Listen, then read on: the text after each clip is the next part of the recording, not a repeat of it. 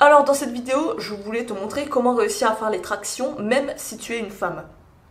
J'ai remarqué beaucoup de filles ont tendance à se sous-estimer, à considérer que cet exercice est trop difficile, que c'est un exercice souvent réservé aux hommes, que ça demande énormément de force pour arriver à l'exécuter.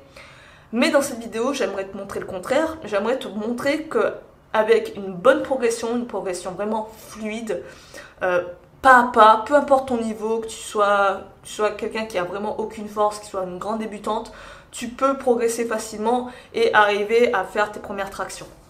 Mais avant ça, je t'invite à t'inscrire à la newsletter si c'est pas déjà fait, le lien est en description. Chaque semaine, en fait, je te partage des conseils un peu inédits que je ne partage pas forcément sur la chaîne.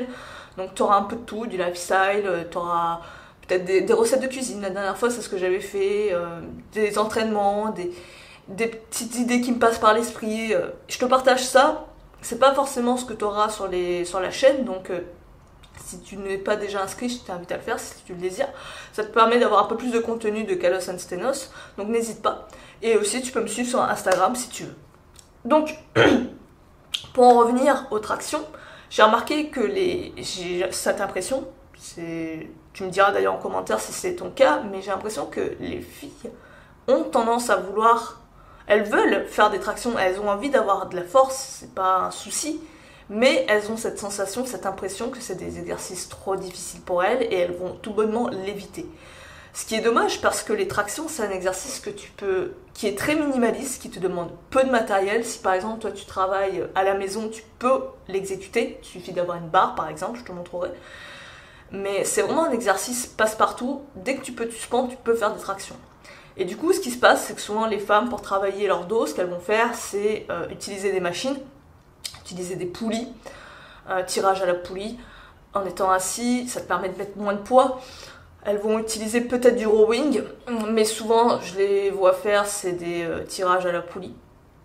Et elles vont complètement mettre de côté les tractions. Et tu vas voir que c'est pas du tout compliqué de progresser pour réussir ces premières tractions. Et tu pourras même, à un moment donné, quand tu arriveras à faire tes tractions, augmenter la difficulté en peut-être te lestant et tout. Tu vas voir que ça t'ouvre d'autres portes sur d'autres exercices si tu veux t'intéresser plus au poids du corps. Tu pourras faire aussi peut-être des muscle-up. Voilà, tu as plein d'exercices après qui peuvent découler de cet exercice primaire. Et c'est un exercice que tu peux faire n'importe où. Donc, pour la progression, c'est assez simple. Première étape, moi, quand j'ai appris les tractions, c'est de faire des tractions verticales. Donc, les tractions verticales, tu as besoin d'un encadrement de porte, tu peux le faire sur un poteau, peu importe, une structure de machine, voilà, quelque chose de vertical. Et en gros, l'idée, c'est que tu colles à peu près tes pieds sur le poteau, sur le support, et tu vas tout simplement faire du tirage, tu seras juste à la verticale. Donc ça, ce premier exercice, c'est un éducatif. Ça t'apprend à bien engager ton dos. Donc ce que je te conseille de faire pour bien solliciter, c'est vraiment d'écarter les épaules le plus possible, comme si tu cherchais à rapprocher tes omoplates, tu vois, ce qui se rapproche de ta colonne vertébrale le plus possible, et d'abaisser tes épaules, tu vois, au maximum. Tu gardes cette position sur tout l'exercice et avant de passer à l'étape suivante, moi je te dirais d'atteindre à peu près 30-40 répétitions sur cette étape. Donc tu peux faire ça peut-être 2 à 3 fois par semaine si tu es plutôt pressé. Plus tu feras de séances fréquemment, plus tu progresseras vite, plus ton corps va en fait s'adapter, mais ça dépend vraiment de ton niveau, si tu es débutant et tout. Il est peut-être plus sage de laisser un peu plus de temps de repos, mais 2 à 3 séances par semaine de cet exercice va te permettre de commencer à renforcer en fait tes tendons, tes articulations, etc. D'aller tout doucement en fait dans le mouvement. Donc c'est un exercice, tu peux faire 2 à 3 séries facilement, c'est quelque chose qui va pas te prendre trop de temps. Au début, tu commences léger, tu commences 10, 20 répétitions au feeling, tu vois, te massacre pas trop. Et au fur et à mesure des séances, tu augmentes 1 à 2 reps, ainsi de suite, jusqu'à arriver à 30, 40, 50 répétitions. Tu vas voir, tu as l'impression que c'est un gros chiffre, mais vu que c'est un exercice quand même assez facile, ça va pas être compliqué d'atteindre ces gammes de répétitions. Ensuite, une fois que tu es à l'aise avec cet exercice-là, tu peux passer aux tractions horizontales. Donc les tractions horizontales, Tout bonnement, tu vas avoir besoin d'une barre qui est au niveau à peu près de tes hanches, au niveau de tes abdos. Et tu vas te positionner en dessous. Tu vas garder la même position que ce que je t'avais dit pour l'exercice précédent, c'est-à-dire chercher à rapprocher les omoplates et abaisser les épaules. Tu gardes cette position sur toute la répétition, aussi bien sur la montée que sur la descente. Et tu te mets à la verticale, à l'horizontale, pardon.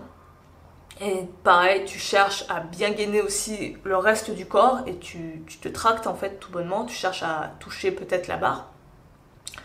Tu peux en fait ajuster la difficulté en abaissant la barre ou en pliant les jambes.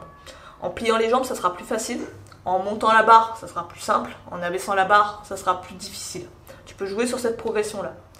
Une fois que tu es à l'aise avec cet exercice, en termes de répétition, là, tu vas en faire beaucoup moins. 15-20 répétitions, ça suffit amplement.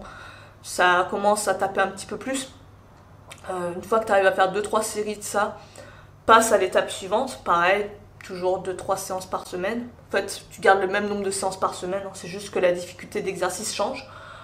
À ce moment-là, tu passes sur un exercice qui est pour moi clé, qui est sous-estimé, que j'entends pas souvent parler, c'est le jackknife pull-up.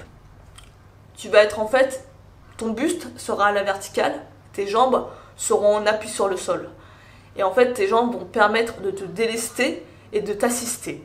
Comme tu le verras sur les positions, en fait, tu seras à 90 degrés et tu te tractes, tu vas à un moment donné arriver en fait à être à la diagonale, à ce que tout ton corps soit à la diagonale lorsque tu seras complètement rapproché de la barre. Là pareil, en termes de répétition, 2-3 séries de 15-20 répétitions. 15 répétitions, c'est déjà bien. Une fois que tu arrives à faire 15 répétitions de jackknife pull-up, l'exercice suivant, ça va être de faire des demi-tractions. Là, tu vas être complètement suspendu, tu auras tout ton poids du corps. Mais le fait de réduire l'amplitude, de faire juste des demi, si peut-être c'est trop difficile les demi, de faire une amplitude encore plus petite, des quarts de pull-up par exemple, ça va te permettre en fait de réduire la difficulté et d'avoir beaucoup moins de challenge que de devoir faire toute l'amplitude. Faire des demi-amplitudes, c'est vraiment, il y en a beaucoup qui vont te dire que ouais, c'est pas ce qu'il faut faire et tout, il faut travailler une amplitude complète et tout, mais pour apprendre un mouvement, ça peut être une bonne progression. Et éventuellement, ce que je te dirais de faire pour en même temps continuer à travailler ton amplitude complète, c'est à côté de faire des demi-tractions, de faire toujours une variante où tu es en amplitude complète, comme les jackknife pull-up, ou de revenir sur des horizontales pull-up. Donc tu fais des demi-pull-up et en plus, tu continues à faire les jackknife pull-up pour continuer de travailler toute l'amplitude du mouvement. Et une fois que tu arrives à faire pareil, 15 répétitions de demi-traction, tu vas voir que ça va être beaucoup plus facile que faire des tractions complètes.